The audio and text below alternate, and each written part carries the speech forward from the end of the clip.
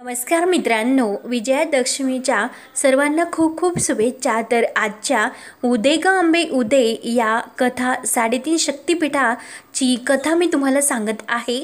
तर त्यामधील दुसरा भाग आहे। ही नवीन मालिका सुरू होत आहे, तर अगदी मनापासून या मालिकेत मी तुमचे सर्वांचे स्वागत करते। आणि मित्रांनो, ही मालिका तुम्ही नक्की बघत राहा खूप आवडीने आणि आपल्या चॅनलला सबस्क्राइब करत राहा। तेव्हा मात्र आजच्या भागामध्ये आदिशक्ती आणि महादेवांचा विरह नव्या अध्यायाचा आरंभ होतो।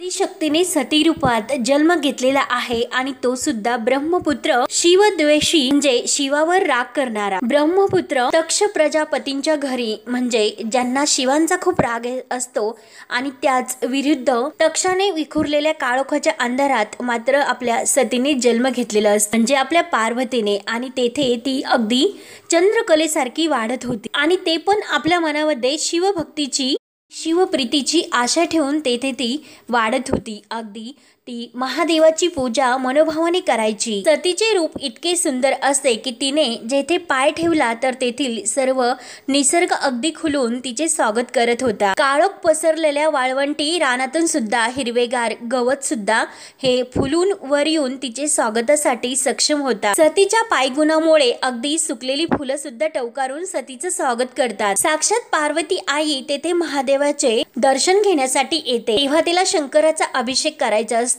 आणि ती जे काही आपल्या कळशीतील पाणी असते ते महादेवाच्या पिंडीवर टाकत असते आणि साक्षात ते पाणी तिकडे ब्रह्मलोकात महादेवाच्या पायावर पडत असते। आपले महादेव इकडे ध्यानस्थ बसलेले असतात आणि जी काही सतीची पूजा असते तर ती सर्व पूजा आपल्या महादेवापर्यंत येऊन पोहोचते।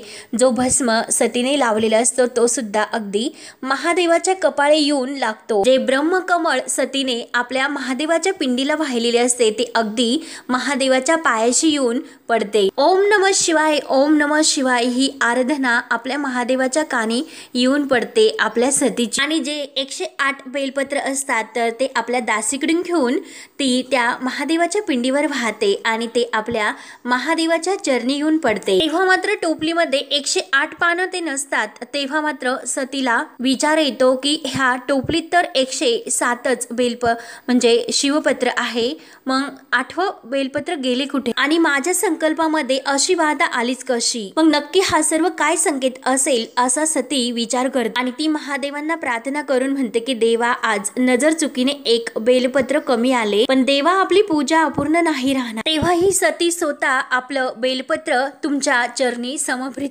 करते। महादेवा, आपण तिचा स्वीकार करावा म्हणून सती ही आपल्या हातातील टोपली बाजूला ठेवते आणि स्वतः महादेवाच्या पिंडीमध्ये ती मग्न होऊन आराधना करते। महादेव हे सतीवर खुश होतात आणि साक्षात तिला दर्शन देण्यासाठी येतात आणि सती असे जेव्हा म्हणतात तेव्हा मात्र सती ही पिंडीवरून आपली बाजूला होते आणि वळून पाहते तर साक्षात महादेव समोर दिसतात। महादेवांना बघून सतीला खूप आनंद होतो, तेव्हा सतीचे डोळे अगदी तृप्त होतात। त्यानंतर इकडे सतीचे वडील असतात, परंतु ते तर महादेवाच्या विरुद्ध असतात, ते शत्रू असतात। तेव्हा सती त्यांची पूजा करण्यासाठी गेली हे त्यांना कळते, तेव्हा लगेच ते खूप भडकतात आणि म्हणतात की सती आज पुन्हा त्या वैराग्याची भक्ती करण्यासाठी गेली। तेव्हा मात्र सतीची आई असते तर ती स्वामींना म्हणते, म्हणजे की तुम्ही राग मानू नका, महादेवांची पूजा केल्याने काय चुकते। तेव्हा मात्र जे प्रजा दक्षपती सतीचे वडील असतात तर ते सतीच्या आईवर खूप रागवतात। हे जे काही आहे ते आता आम्हाला तुमच्याकडून शिकवावे लागेल, नव्याने तुम्हाला हे सर्व शिकवावे लागेल। तेव्हा मात्र सतीची आई म्हणते की क्षमा असावी स्वामी। तेव्हा सतीचे वडील म्हणतात की स्मशानातील राग अंगाला फासून भूतांबरोबर राहणाऱ्याला तुम्ही देव समजतात आणि तो नुसता देव नाही आणि काय तर महादेव म्हणे। तेव्हा सतीची आई म्हणते की अहो स्वामी, सर्व विश्वाचा सर्वनाश त्यांच्या हाती आहे। तेव्हा सतीचे वडील म्हणतात की सर्वनाश करायला कर्तृत्व लागत नाही, या सृष्टीची निर्मिती आमच्या प्रीताश्री ब्रह्मदेवाने केलेली आहे, त्यांनी नाही। त्यांचे संचलन विश्वदेव करतात आणि हा भिकारी काय करतो, असलेल्या सृष्टीचा नाश करून सर्वांच्या तोंडाला राग फासतो आणि आमची कन्या त्याची पूजा करायला जाते, त्यामुळे लज्जेने आमची मान खाली जाते आणि याबद्दल आपल्याला काहीच कसे वाटत नाही। तिला एकदा अडवले तरी सुद्धा तिचे पाऊल त्याच्याकडेच पडतात आणि त्यामुळे त्या पराभवाने आम्ही त्या शिवापुढे पराभूत ठरतो आणि त्या विचाराने आमचे काळीज हे तडफडते। म्हणून सतीचे वडील भयंकर चिडतात। त्यानंतर इकडे सती जी मनोभावाने श्रद्धा भक्ती प्रेम महादेवावर करते तर महादेव खुश होतात आणि सतीला म्हणतात, तुमची श्रद्धा प्रेम सर्व काही अलौकिक आहे आणि आम्ही तुमच्यावर प्रसन्न आहोत। तेव्हा सतीला खूप आनंद होतो। तुमचं व्रत हे सुफळ संपूर्ण झाले, त्यामुळे सती आम्ही तुम्हाला वचन देतो, आम्ही तुमचा आमची पत्नी म्हणून स्वीकार करू। तेव्हा सतीला खूप आनंद होतो। तेव्हा आदिशक्तीने मात्र सती रूपात जन्म घेतला खरा, परंतु मनुष्य जन्माला येणारी बंधनं तिला सुद्धा आली, कारण देवांना सुद्धा जे मनुष्याला भोगावे लागते ते देवाने सुद्धा अगोदर भोगलेले आहे, हे आपल्याला या माध्यमातून दाखवायचे आहे। तेव्हा मात्र सतीला जेव्हा ती इकडे जन्म घेऊन आलेली होती तर मूळ स्वरूपाचा तिला पूर्णपणे तिचा विसर पडला होता, परंतु महादेवांना मात्र माहिती होते की ह्या आपल्या पार्वती आहेत आणि त्यांना भूत भविष्याचे सर्व काही ज्ञान असते। तेव्हा महादेव सतीला म्हणतात की तुमच्या या श्रद्धेच्या बळावर तुम्ही एक पाऊल पुढे आलात, परंतु यानंतरचे पाऊल आणि यानंतरचा तुमचा पुढचा प्रवास अत्यंत खडतर आहे, जे अत्यंत कठीण। महादेव म्हणतात की सती आमची पत्नी होणं काही सोपं नसतं। आमची पूजा ही प्रेमाच्या सुकुमार फुलांनी बांधली जात नाही, आमची पूजा ही बेलाच्या काटेरी पानांनी संपन्न होते। त्याचप्रमाणे सती तुमच्या आयुष्यात सुद्धा असे काटे येतील। तेव्हा सती म्हणते की हो, मी ते सर्व सहन करण्यासाठी तयार आहे स्वामी, जेथे तुम्ही तेथेच माझा स्वर्ग। आपल्यासाठी बेलपत्र तोडताना जे काटे हाताला लागले तर ते मला आनंदच देत राहतील, आयुष्यभर वेदना असतील पण ती सुद्धा भरभरून सुख देतील। तेव्हा महादेव म्हणतात की सती यावेळी हे बोलणं अगदी सोपं आहे, परंतु प्रत्यक्षात मात्र हे सर्व करताना जो त्रास होईल त्या त्रासाला तुम्ही सिद्ध आहात। तेव्हा सती म्हणते की हो, महादेव निश्चितच असे, संदेह नसावा। त्यानंतर इकडे सतीची आई आपल्या सतीच्या वडिलांना शांत करते, मी सतीची या विषयावर बोलेन, परंतु तुम्ही मात्र स्वामी शांत राहा। सतीचे वडील म्हणतात की तिला समजावून सांगा, तिचा हा ध्यास मी कधीही पूर्ण होऊन देणार नाही आणि तेवढ्यात तेथे सती येते।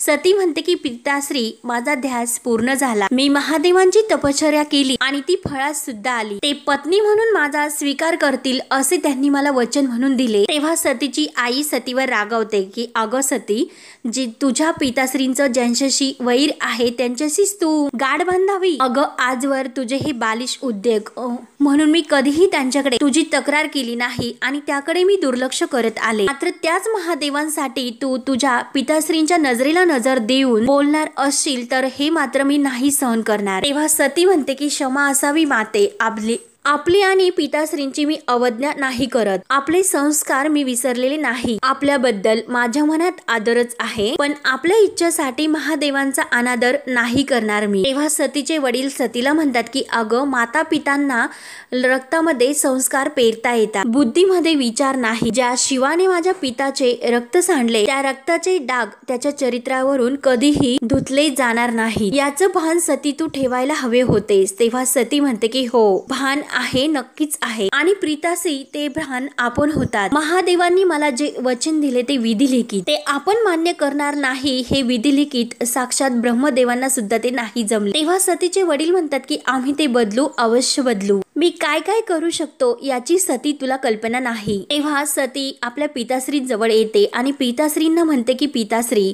अहो आपलं सामर्थ्य पराक्रम याबद्दल संदेह नाही, पण पराक्रमी पुरुषाने सुद्धा वाहत्या वाऱ्याला मुठीत पकडण्याचा प्रयत्न करू नये, नदीला बाण घालून अडवण्याचं धारिष्ट दाखवू नये, मान्य करावे की दरी डोंगरामधून उगम पावणारी नदी ही त्यांच्यासाठी नसते, ती असते अथांग सागरासाठी आणि ती तेथे पोहोचते, जर तिला कोणी अडवले तर कातळ फोडून पुढे जाण्याचं सामर्थ्य तिच्यात असते, वेळ जर आली तर उत्तुंग कड्यावरून स्वतःला खाली झोकून सुद्धा देते, वाटेत येणाऱ्या सर्व संकटांना विळखा घालून शेवटी ती आपल्या ध्येयापर्यंत पोहोचतेच। पिताश्री ती केवळ नदी आहे आणि मी एका पराक्रमी पुरुषाची कन्या, आपल्यासारखीच हट्टी। तेव्हा सतीचे वडील म्हणतात की मूर्ख मुली, अवघ्या विश्वाची उलटापालट करणाऱ्या हातांना हे असे प्रभाव बदलणे कठीण नाही, त्यामुळे कुठल्याही भाकड कथा तुम्हाला सांगू नको, काही जरी झाले तरी मी शिवाचे आणि तुझे लग्न नाही होऊन देणार, ही गोष्ट लक्षात ठेव। याची व्यवस्था आम्ही अगोदरच करून ठेवलेली आहे। त्यानंतर आपले जे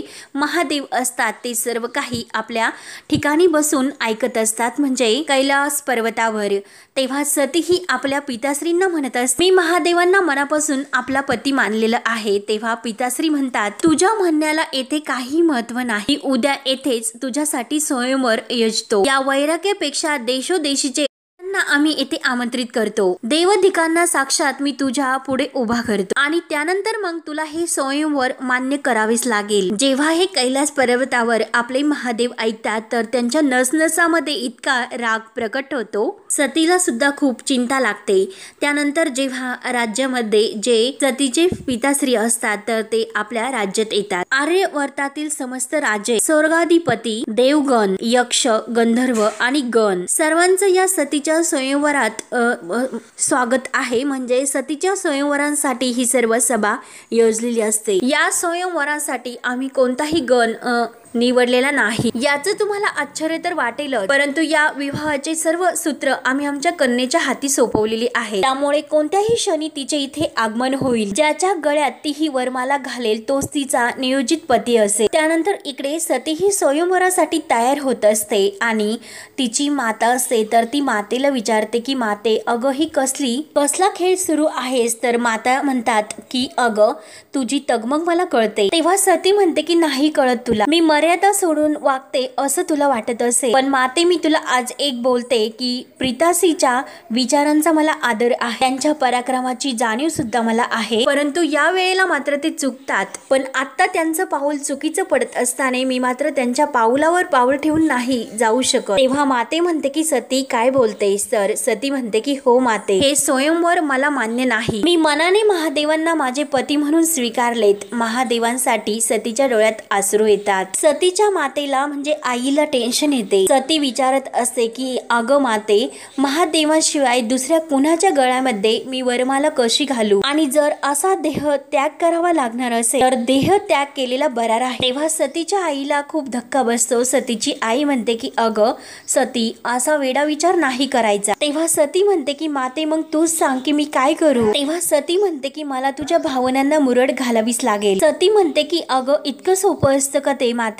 माते म्हणते की अगं स्त्रीसाठी कुठलीही गोष्ट सोपी नसतेच, आपल्या नशिबात जे आहे त्याला स्वीकारायचे आणि समर्पित व्हायचे। तेव्हा सती म्हणते की मी समर्पित होईल, पण केवळ माझ्या महादेवांना। तेव्हा माते म्हणते की ठीक आहे, आता शांत हो, जर तुझी इतकी श्रद्धा आहे, तुझा आणि महादेवांचा जो विवाह आहे तो विधिलिखित आहे तर ते नाही बदलणार, तुझा विवाह महादेवांशीच होईल असे म्हणून आपली माताश्री सुद्धा सतीला खुश करते आणि ती सुद्धा स्वतः खुश होते आणि या श्रद्धेने तू पुढे जा असे सतीला सांगते। तेव्हा सती ही स्वयंवरासाठी तयार होते आणि आपल्या मातेचे बोलणे ऐकल्यानंतर ती बाहेर ही आपला हार घेऊन येत असते आपला स्वयंवर निवडण्यासाठी, कारण तिला माहिती असेल की शेवटी माझं स्वयंवर महादेवांशीच होईल।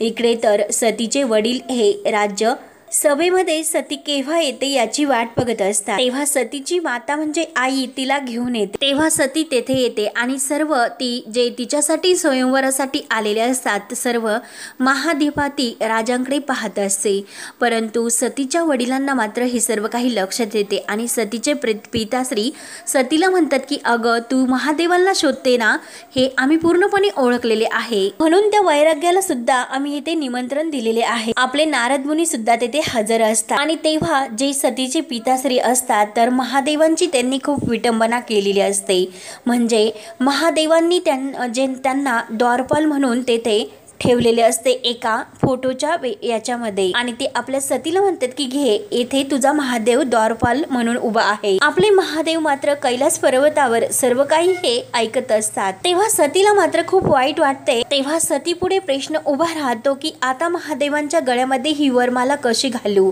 तेव्हा हा भाग येथे संपतो। पुढील भागामध्ये सतीने आपली वरमाला ही पुढे केलेली असते आणि ही वरमाला केवळ महादेवांच्याच गळ्यात पडो म्हणून जे आपले महादेव द्वारपाल म्हणून तेथे उभे असतात, तर त्यांच्या गळ्यात ही वरमाला जाऊन पडते। तेव्हा मात्र साक्षात महादेव तेथे प्रकट होतात आणि सतीची वरमाला त्यांच्या गळ्यात असते, म्हणून ते सर्वांसमोर सतीचा हात धरतात आणि साक्षात महादेव येऊन येथे प्रकट झालेत आणि सतीचा सर्वांसमोर आम्ही आमची पत्नी म्हणून स्वीकार करत आहोत असे तिच्या पिताश्रींना स्पष्ट शब्दात उत्तर देतात। तेव्हा मात्र सतीचे पिताश्री खूप चिडतात की हा विवाह मला मान्य नाही असे म्हणतात। माझ्या इच्छेविरुद्ध तू हिच्याशी विवाह कसा करतो तेच मी बघतो, म्हणून आपल्या कमरेची तलवार ते काढतात आणि महादेवावर उगारतात। तेव्हा महादेवांचा राग सुद्धा अनावर होतो आणि सती ही महादेवांच्या हातात हात देऊन उभी असते।